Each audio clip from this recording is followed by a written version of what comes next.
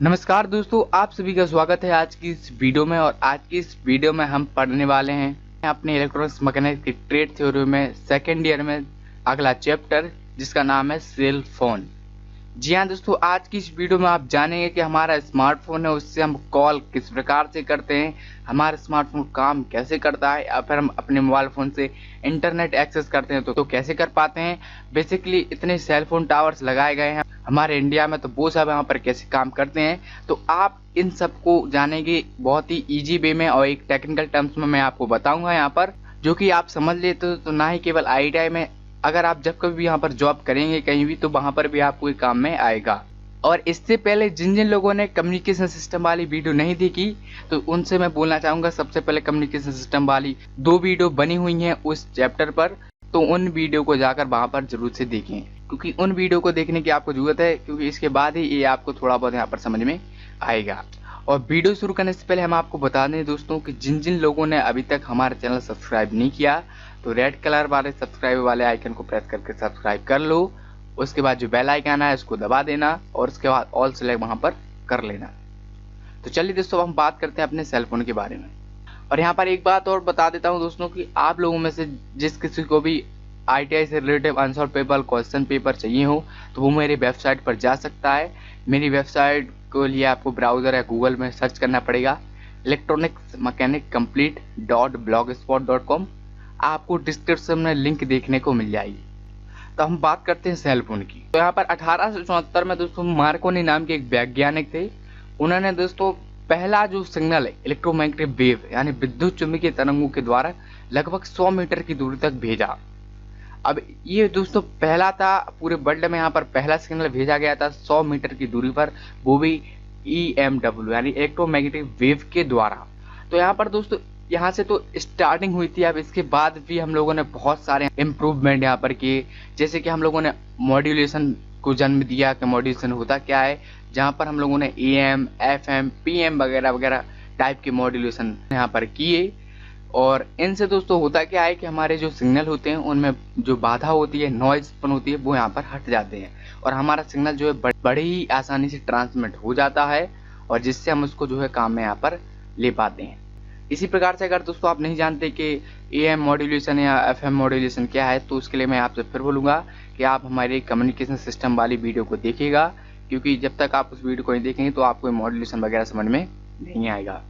इसके बाद दोस्तों हम जान लेते हैं कि मोबाइल कम्युनिकेशन क्या होता है, कि मोबाइल हमारा कम्युनिकेट कैसे करता है, या फिर मोबाइल कम्युनिकेशन सिस्टम क्या है बेसिकली। तो दोस्तों मोबाइल कम्युनिकेशन सिस्टम में क्या होता है, जो रेडियो वेव होती हैं, एक्चुअली जो इलेक्ट्रोमैग्नेटिक वेव होती है उनको रेडियो वेव बोला जाता है। और हमें पता है रेडियो वेव 3 प्रकार की होती हैं। जनरली हम अभी स्काई वेव को काम में लेते हैं, जो कि आकाश के माध्यम से ट्रांसमिट और रिसीव होती हैं, तो इनको रेडियो वेव ही बोला जाता है। तो रेडियो वेव में दोस्तों उपस्थित किसी भी लोकेशन पर अगर कोई भी यूजर है तो PSTN यानी पब्लिक स्विच टेलीफोन नेटवर्क के द्वारा कहीं भी कम्युनिकेट कर सकता है आपस में। पब्लिक स्विच टेलीफोन नेटवर्क के अंदर दोस्तों यहाँ पर बहुत सारे बहुत सारे जो टेक्निक यहाँ पर बोल सकते हैं अपन काम में लेते हैं, जैसे MSC यानी mobile switching centre, public switch telephone network और बेस स्टेशन। तो इन सब के बारे में हम आपको बताएंगे कि बेसिकली क्या है और कैसे क्या काम में हम इसको लेते हैं।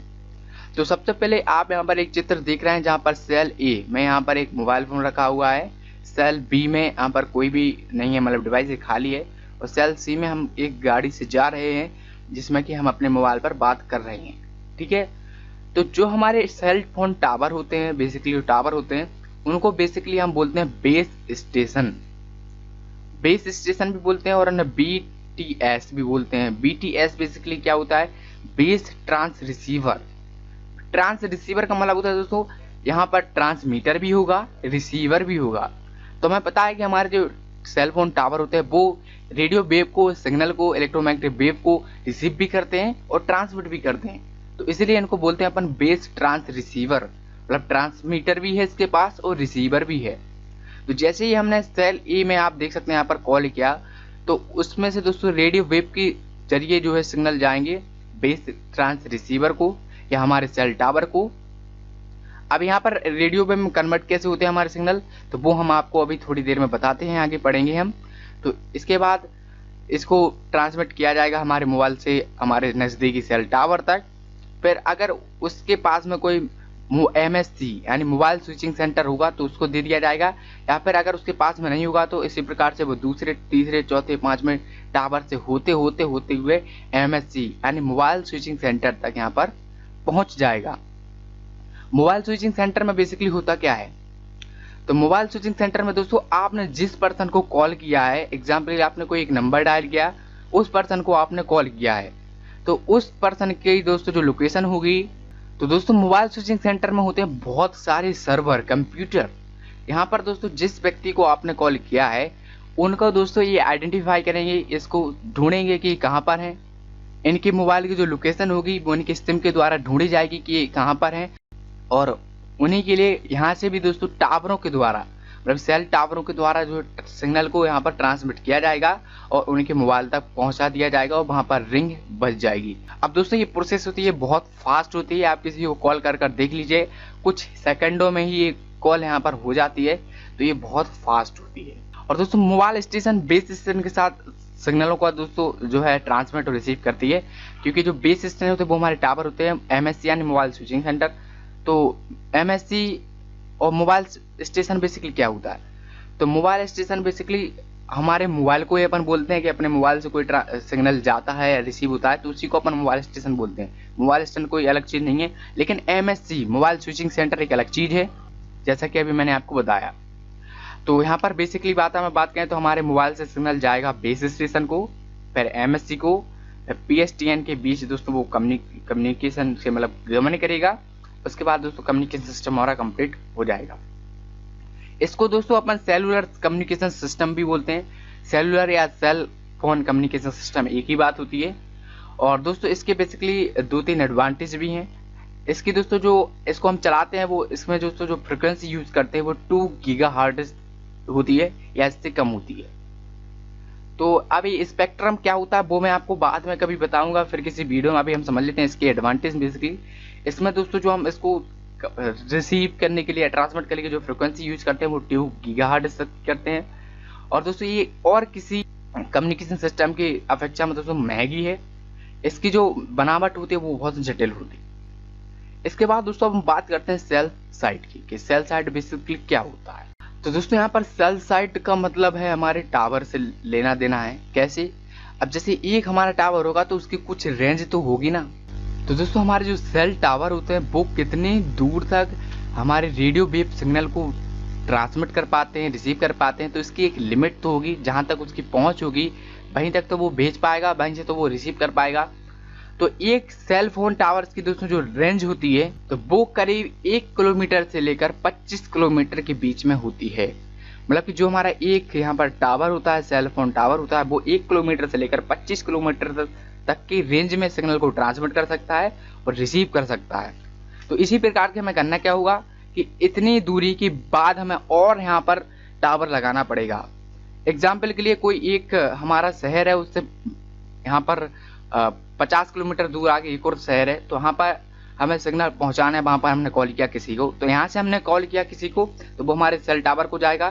फिर वो 25 किलोमीटर तक जहाँ तक उसकी रेंज है तो वहाँ पर दूसरे सेल टावर पर उसको हमें ट्रांसफर करना पड़ेगा। अब यहाँ पर दोस्तों सेल हर एक टावर की होती है। बेसिकली एक भौगोलिक भाग को अपन सेल बोलते हैं। मतलब कि एक टावर की एग्जाम्पल के लिए जो कैपेसिटी है 25 किलोमीटर, तो 25 किलोमीटर चारों तरफ होगी। तो चारों तरफ आप एक सर्कल बना दीजिए कि इतने इतने में इस टावर के जो है अपन सिग्नल भेज सकते हैं और रिसीव कर सकते हैं। इसी प्रकार से दोस्तों उस सर्कल के आगे अपन एक और सर्कल लाएंगे ताकि जो है वहाँ पर हम दूसरे जो है टावर को, सेल टावर को अपन जो उस सिग्नल को दे सकें। इसको बोलते हैं हम हैंड ऑफ। हैंड ऑफ अभी हम समझेंगे। तो अभी बेसिकली जो है भौगोलिक भाग में सेल होती हैं, ये गोलाकार होती हैं जो कि आदर्श मानी जाती हैं। आदर्श मानी जाती हैं, आप याद रखिएगा, इंपॉर्टेंट क्वेश्चन है, पूछ सकते हैं एग्जाम में। और दोस्तों फिलहाल के लिए जो हम यूज में लेते हैं वो हम लेते हैं षष्ठभुजाकार। और इन्हीं में इन एक एक सेल साइट में करीब 25 किलोमीटर तक की होती हैं चारों तरफ से, आप बोल सकते हैं।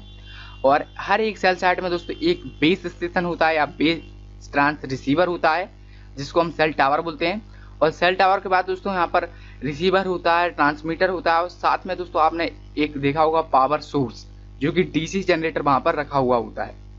तो इन्हीं सेल साइडों को दोस्तों एक एमएससी हैंडल करता है और करीब यहाँ पर 50 या 100 से भी ज़्यादा सेल साइडों को, मतलब कि बेस स्टेशन को एक एमएससी हैंडल कर लेता है।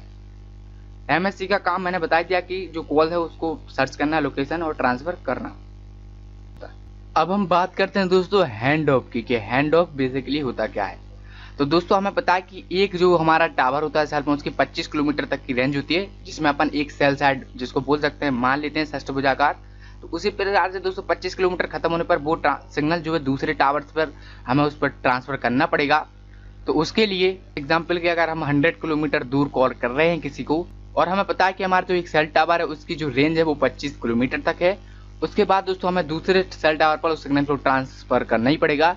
तो इसी को ट्रांसफर करने को ही अपन जो है हैंड ऑफ बोलते हैं। हैंड ऑफ बेसिकली होते हैं दो प्रकार के, एक होती है हार्ड हैंड ऑफ, एक होती है सॉफ्ट हैंड ऑफ। ये टेक्निक है दो अलग अलग प्रकार की, कैसे काम में लेते हैं वो हम जानते हैं। तो आप यहाँ पर एक चित्र देख सकते हैं। हार्ड हैंड ऑफ में बेसिकली अपन एक टेक्निक का यूज करते हैं जो होती है ब्रेक बिफोर मेक। अब ये क्या है ब्रेक बिफोर मेक, घबराइए मत, ये इसको मैं इजी टर्म्स में आपको समझाता हूँ। तो यहाँ पर आप देख रहे हैं दो सेल हैं, यहाँ पर गोलाकार से हम लोगों ने ली है एग्जाम्पल के लिए। तो यहाँ पर एक गाड़ी है, इसमें एक बेस स्टेशन जिसमें आप सेल टावर देख सकते हैं। एमएस का मतलब है मोबाइल स्टेशन, यानी हमारा फोन जिससे हम कॉल कर रहे हैं। तो अभी ये पहली वाली बीएस बने यानी बेस स्टेशन बने, यानी पहली वाली सेल में चल रहा है और इसके बाद इसकी लिमिट खत्म हो जाएगी। तो इसके लिए अभी तो ये इस वाले सेल से जो है कनेक्टेड है। तो अब ब्रेक बिफोर मेक में करेगा क्या, पहले इस वाले टावर से कनेक्शन तोड़ेगा, जैसा कि आप इस चित्र में देख सकते हैं, और फिर दूसरे वाले टावर से जो है कनेक्शन यहाँ पर बनाएगा। मतलब बिफोर, मतलब कि ब्रेक बिफोर मेक, बनाने से पहले तोड़ो। तो इसी प्रकार से जो पहला वाला उससे पहले उसने तोड़ा और फिर दूसरे वाले से यहाँ पर बनाया। तो ये कुछ इसका बेसिक कॉन्सेप्ट था हार्ड हैंड ऑफ में। आप ये ध्यान रखिए, इस क्वेश्चन पेपर में आ सकता है, ब्रेक बिफोर मेक टेक्निक हम कौन से हैंड ऑफ में यूज करते हैं, तो आपको याद रखना है हार्ड हैंड ऑफ में। अब हम बात करते हैं सॉफ्ट हैंड ऑफ की, सॉफ्ट हैंड ऑफ क्या होता है। तो जैसा कि अभी आप यहाँ पर चित्र देख रहे हैं कि सॉफ्ट हैंड ऑफ में अपन जो हार्ड हैंड ऑफ का उल्टा करते हैं, मतलब कि मेक बिफोर ब्रेक, तोड़ने से पहले बनाओ। मतलब कि जैसे ही हम दूसरी सेल में एंटर होंगे तो पहले दूसरी सेल से हम जो है कनेक्शन यहाँ पर कॉन्टेक्ट बना लेंगे, फिर पहली सेल का यहाँ पर खत्म करेंगे, जैसा कि आप यहाँ पर देख सकते हैं। तो ये बहुत बेसिक था, मतलब कि जैसे हम दूसरी सेल में एंटर होंगे तो पहले हमें दूसरी सेल से जो है कॉन्टेक्ट बनाना है, फिर पहले बेस स्टेशन से अपन को जो है कॉन्टेक्ट खत्म करना है। तो इस प्रकार से हैंड ऑफ जो है अपन काम में लेते हैं। बहुत ही ईजी है, बहुत ही ईजी है। अगर आपको कुछ बात यहाँ पर समझ में नहीं आई तो कमेंट सेक्शन में जरूर बताइएगा प्लीज़, क्योंकि जब तक आप नहीं बताएंगे तो मुझे यहाँ पर कैसे पता चलेगा कि आपको यहाँ पर कुछ जो है यहाँ पर समझ में नहीं आया है। अब हम बात करते हैं फ्रिक्वेंसी रीयूज की, कि फ्रिक्वेंसी रीयूज बेसिकली क्या होता है। तो फ्रिक्वेंसी रीयूज का मतलब है कि उसी फ्रिक्वेंसी को दोबारा यूज करना। तो दोस्तों स्पेक्ट्रम में बेसिकली होता क्या है, इसी प्रकार की जो फ्रिक्वेंसी होती है उसका जो है जो बड़ी बड़ी कंपनियां होती हैं, जैसे आइडिया हो गई हो, एयरटेल हो गई हो, जो भी हमारे टियर 2 कंपनियां आती हैं, तो बेसिकली इनको दोस्तों सरकार से लाइसेंस लेना पड़ता है इसी स्पेक्ट्रम का, कि जो सिग्नल है ये ज़्यादा से ज़्यादा तक कितने स्पेक्ट्रम तक यहाँ पर ट्रांसफर रिसीव कर सकती हैं, उससे ज़्यादा ये नहीं कर सकती, क्योंकि परमिशन लेना पड़ता है इनके दोस्तों ने, लाइसेंस लेना पड़ता है सरकार से, गवर्नमेंट से। इसी प्रकार से दोस्तों एग्जाम्पल के लिए ये एक ही फ्रिक्वेंसी पर हर सेल में काम नहीं कर सकती, क्योंकि इनका पावर लॉस भी ज़्यादा होगा। तो एग्जाम्पल के लिए दोस्तों हम यहाँ पर मान लेते हैं कोई एक स्पेक्ट्रम आरएफ स्पेक्ट्रम यानी रेडियो फ्रिक्वेंसी या रेडियो वेव स्पेक्ट्रम कंपनियों ने दोस्तों यहाँ पर ले लिया लाइसेंस पर। अब दोस्तों वो कंपनी उसी स्पेक्ट्रम पर हर जगह काम नहीं करेगी, क्योंकि अगर वो उसी हाई स्पेक्ट्रम पर हर जगह काम करने लगी तो जो उसके यहाँ पर उपकरण डिवाइसेस हैं जो कि जनरेट करते हैं फ्रिक्वेंसी, तो वो सारे दोस्तों वहाँ पर बाढ़ आ जाएगी, वहाँ पर आग लग जाएगी, मतलब खराब हो जाएंगे। कहने का मतलब ये कि खराब हो जाएंगी। तो वो उतने ही स्पेक्ट्रम पर हमेशा काम नहीं करेगी, चाहे भली उतने ही स्पेक्ट्रम भी कुछ टावरों को दे दे कि इस टावर से जो सिग्नल इतनी फ्रिक्वेंसी पर ट्रांसमिट हो सकता है। तो आप अभी देख सकते हैं यहाँ पर एक मैंने षष्ठभुजाकार सेल बनाए हैं, यहाँ पर ए देख सकते हैं आप, ए है, बी है, सी है, डी है, ई है, एफ, जी। तो यहाँ पर बहुत सारे सेल हैं, यहाँ पर एक एक टावर होगा जिसको अपन BTS या BS यानी बेस स्टेशन, BTS यानी बेस ट्रांस रिसीवर। तो यहाँ पर दोस्तों बी के लिए अलग फ्रिक्वेंसी दी होगी कि बी जो है इतनी फ्रिक्वेंसी में काम करेगा, सी जो है इतनी फ्रिक्वेंसी में काम करेगा, डी जो है इतनी फ्रिक्वेंसी में काम करेगा, एफ जो है इतनी फ्रिक्वेंसी में काम करेगा, ई जो है इतनी फ्रिक्वेंसी में काम करेगा। तो इसी प्रकार से दोस्तों ए को भी उसने अलग फ्रिक्वेंसी दी होगी कि ए जो है हमारी इतनी फ्रिक्वेंसी में सिग्नल ट्रांसमिट रिसीव कर सकता है। तो उसी प्रकार से आप ए देख सकते हैं सेम है, यानी जो कंपनी है उसने अपनी ए नाम की सेल साइट को एक उतनी फिक्स यानी सेम फ्रिक्वेंसी दी हुई है, जिससे अपन उस फ्रिक्वेंसी को सेम फ्रिक्वेंसी को दोबारा यूज कर रहे हैं। इसी को अपन बोलते हैं फ्रिक्वेंसी रीयूज, मतलब कि जिस फ्रिक्वेंसी को अपन अपनी सेल साइटों में दोबारा यूज कर सकते हैं वो होता है फ्रिक्वेंसी रीयूज। लेकिन दोस्तों ये सेल साइट पास पास में नहीं हो सकते, ये दूर होंगे, इनके बीच में भी 3-4 सेल साइट यहाँ पर आएंगी और हो सकता हो एक ही अगर फ्रिक्वेंसी हाई है, ये जो हमारे सेल साइड है इनकी फ्रिक्वेंसी अगर हाई है तो हमारे और भी जो सेल साइड है हो सकता है उसकी ए से भी ज़्यादा हाई हो फ्रिक्वेंसी, या हो सकता हो कम हो। तो लेकिन आप ये बात ध्यान रखिए जो सेम फ्रिक्वेंसी के जो यहाँ पर सेल साइट होंगे वो कभी आपस में नहीं जुड़े होंगे, क्योंकि इससे जैसा कि मैंने बताया इससे पावर लॉस होगा कंपनी का, इसलिए हमें जो है ये बहुत दूर दूर यहाँ पर रखने पड़ते हैं। तो दोस्तों ये था बेसिक इसका मोबाइल कम्युनिकेशन सिस्टम का, या फिर इसको अपन सेल फोन भी बोलते हैं। तो इसका बेसिक था और अगली वीडियो में दोस्तों हम जानेंगे मोबाइल दोस्तों सेल फोन के बारे में कि सेल फोन में हम कैसे अपने माइक्रोफोन द्वारा बोलते हैं, कैसे हमारा सिग्नल पहुंचता है किसी और तक, कैसे हम स्पीकर के द्वारा रिसीव करते हैं। तो फिलहाल मैंने आपको बताया, यहाँ पर आप पढ़ सकते हैं। तो यहाँ पर आप लोग देख सकते हैं दोस्तों मोबाइल कम्युनिकेशन सिस्टम पढ़ लिया हमने, सेल साइट पढ़ लिया, हैंड ऑफ के बारे में पढ़ लिया, फ्रिक्वेंसी रीयूज के बारे में पढ़ लिया। अब हमारा आगे बचा है यहाँ पर सेल फोन ब्लॉक डायग्राम, या फिर इसको हम आर्किटेक्चर भी बोल सकते हैं। इसके बाद GSM यानी global system for mobile communication, IMEI number और मल्टीप्लेक्सिंग। तो ये सब बचा हुआ है जो कि हम जानेंगे अगली वीडियो में। और अगली वीडियो में बेसिकली हम सेल फोन ब्लॉक डायग्राम के बारे में बात करेंगे। यहाँ पर आप इस ब्लॉक डायग्राम को देख सकते, देखने में बहुत भयानक लग रहा है, लेकिन मैं आपको गारंटी देता हूँ जो यहाँ पर नेक्स्ट वीडियो बनाऊंगा उसमें आपको बहुत ही डिटेल से और बहुत ही ईजी वे में आपको इसको समझा दूंगा। आप इसको इजीली बनाना सीख जाएंगे और इसके बारे में आप यहाँ पर जान जाएंगे, क्योंकि इससे रिलेटेड क्वेश्चन पेपर में आते हैं। इसके बाद दोस्तों अगली वीडियो में हम यहाँ पर और थोड़ा डिटेल से जान जाएंगे कि हमारे मोबाइल से जो कैसे हम किसी से बात करते हैं तो कैसे वो सिग्नल जाता है, ट्रांसमिट होता है, और कैसे किसी से वो सिग्नल रिसीव होता है। और GSM बेसिकली GSM को अपन 2G सिस्टम बोलते हैं। आपने नाम जरूर सुना होगा 2G, 3G, 4G। जी का मतलब होता है जनरेशन। तो इसी प्रकार से GSM जो है वो 2G जनरेशन है, इसको अपन कॉलिंग के लिए यूज करते हैं। तो इसके बारे में भी अपन जानेंगे नेक्स्ट वीडियो में।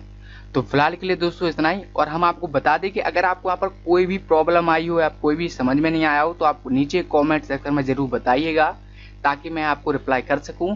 क्योंकि अगर आप जब तक मुझे बताएंगे नहीं कि आपको कुछ समझ में नहीं आया तो मुझे यहाँ पर पता कैसे चलेगा कि आपको कुछ यहाँ पर समझ में नहीं आया। अगर आपको यहाँ पर कुछ समझ में नहीं आया हो तो आप कमेंट सेक्शन में जरूर यहाँ पर बताइएगा। और दोस्तों हमारे जैसे जो भाई लोग हैं, मित्र लोग हैं जो कि पढ़ रहे हैं ITI में इलेक्ट्रॉनिक्स मैकेनिक्स से, जो कि सेकेंड ईयर के स्टूडेंट्स हैं, तो उन सभी लोगों के लिए यहाँ पर जो है इस वीडियो को शेयर कीजिएगा, ताकि वो लोग भी इसके बारे में अच्छे से यहाँ पर समझ सके, जान पाएँ। और भी जो लोग यहाँ पर इलेक्ट्रॉनिक्स में इंटरेस्ट रखते हैं, जो कि जानना चाहते हैं कि हमारा सेल फोन है, cellular phone system, communication system कैसे काम करता है, तो उन सभी लोगों के लिए वीडियो को शेयर कर दीजिएगा। और अगर आपने अभी तक हमारे चैनल सब्सक्राइब नहीं किया तो सब्सक्राइब करते ही जाएगा। तो बस दोस्तों फिलहाल के लिए इतना ही, मिलते हैं फिर किसी वीडियो में।